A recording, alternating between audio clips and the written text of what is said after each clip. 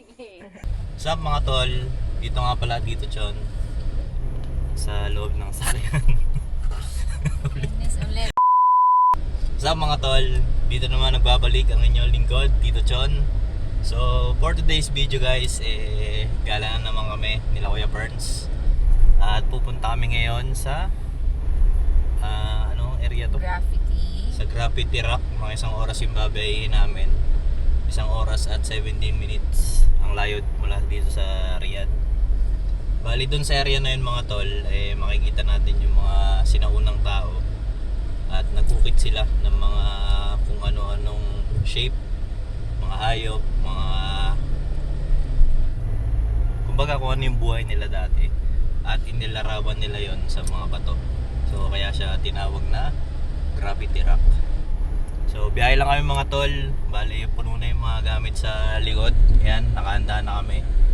And after nun, pupunta naman kami sa Hidden Valley. Yun yung kasunod namin location. Pero pupuntahan muna namin doon sa Graffiti Rock. So see you guys. Biyahe muna kami na isang oras.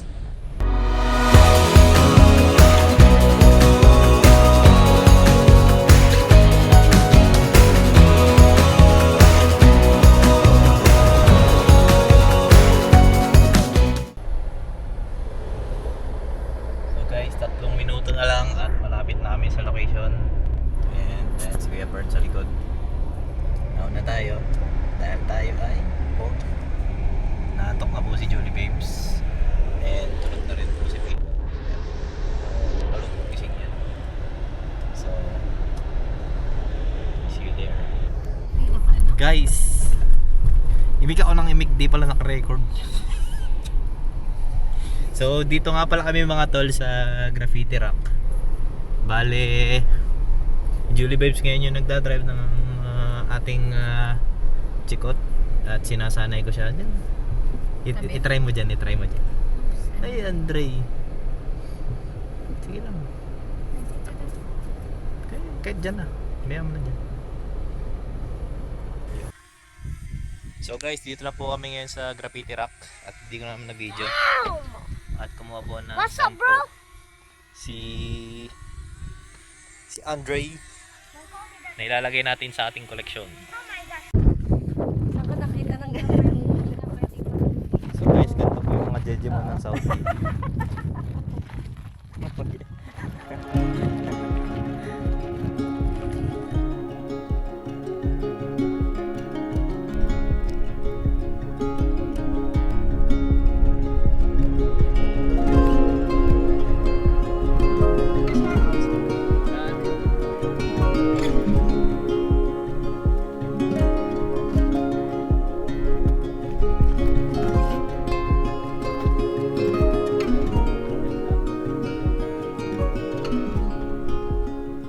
So guys, dito lang po kami sa taas ng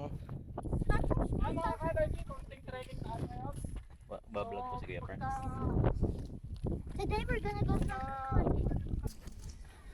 So guys, dito tayo sa taas. Ayan o.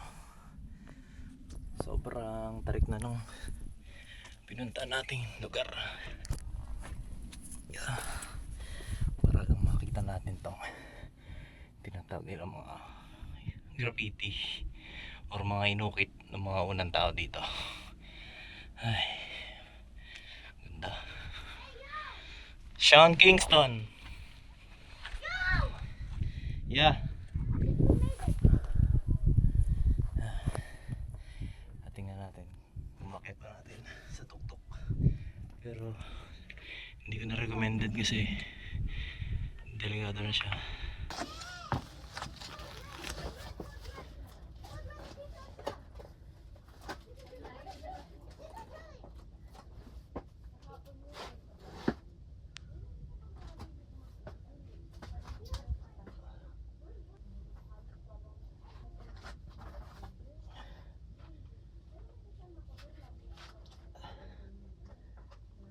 Kuya! Sobrang taas na ito guys. Okay lang naman yung terrain. Turo sa inyo saan ako dumaan.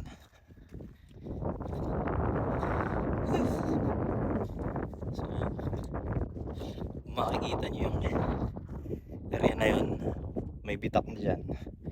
Dito ako pinagkasya yung sarili ko para makakit dito. Yan.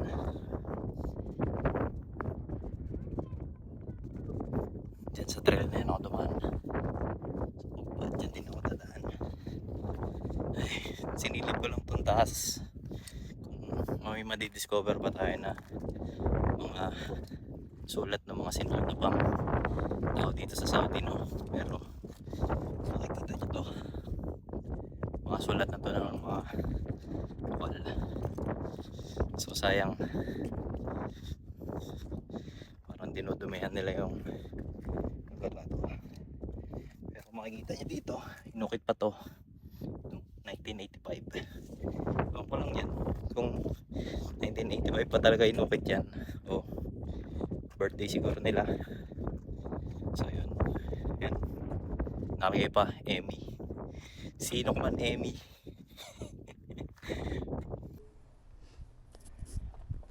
Guys, tambay and chill lang kami dito sa cave na puro ipot ng ipon. Ganda tambahin dito, may lamesa lang dito. Dito na tayo matanghalian. Kaso kung papuproblema paakyat. Yakit mo pa yung luturan. Sige. Sige. Ayoko pala, pas. Ganda, no? Andre, ha? Pang trekking doon. Oo.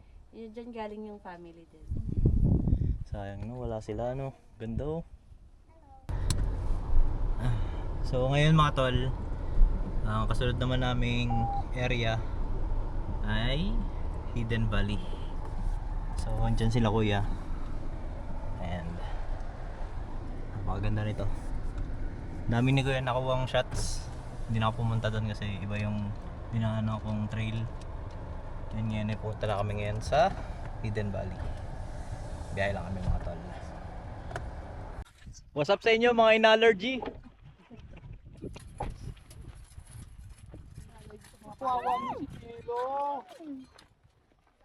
So nakapag-set up na po tayo ng mga CR ng mga natin. Set up lang natin sa unang sakyan. Alin? Oh. Amazon. Natanong ko saan tayo nakabili nitong ano. Yung anong tawag dito eh. Peg ka? Peg ata yung tawag dito. Hindi ko alam eh. Ha? Oh, yun ata yung tawag dyan.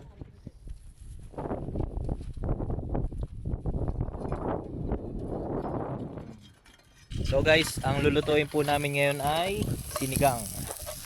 So naghahanda na po si Kuya Ferns ng luto. And mamaya magluto rin tayo ng longganisang lukban.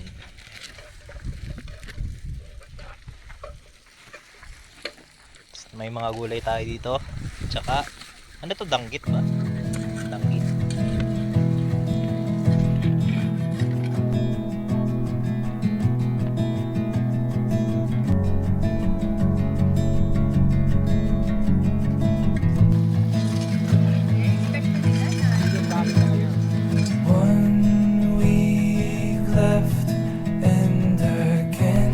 So guys, dito kami nakaset up. Yan, nakikita nyo, may dumadaan na camel. What's up mga camel? Tatlo sila. May tatlong camel akong nakita.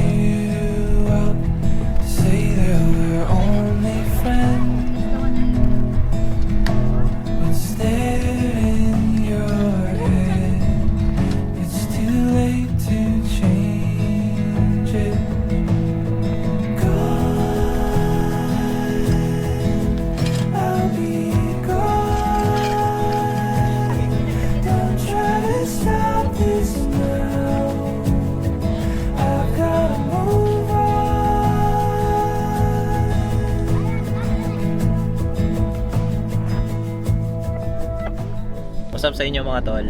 So katapos lang naming mag tanghalian. So bali ngayon eh 4.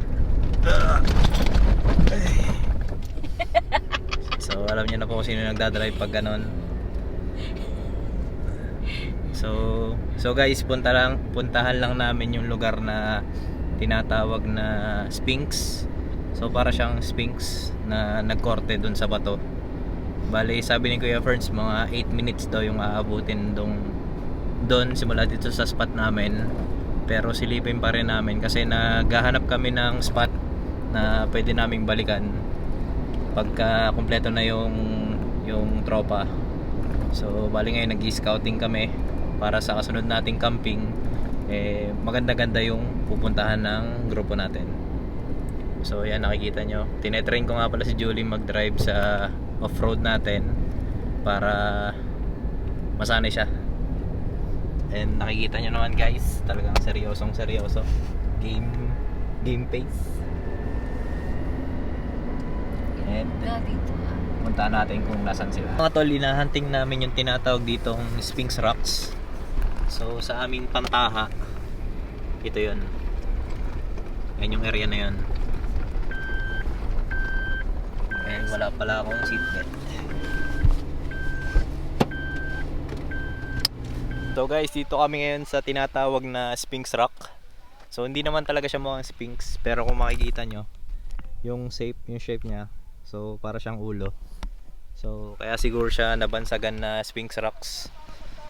Sphinx Rock lang pala. So yan, si Julie Babe siya nagdadrive. Sama natin si Lato-Lato. Yan si Keperns, yan. So magandang spot din to sa mga gusto mag-camping. And maganda rin yung spot na to talaga, mga tol. So mga tol, hanggang dito na lang tatapusin na namin tong vlog na to. Nag-scout lang kami dito sa Itit Valley para sa susunod naming trip, alam na namin yung location na pupuntahan namin.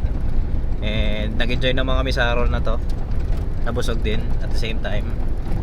And see you guys on our next trip.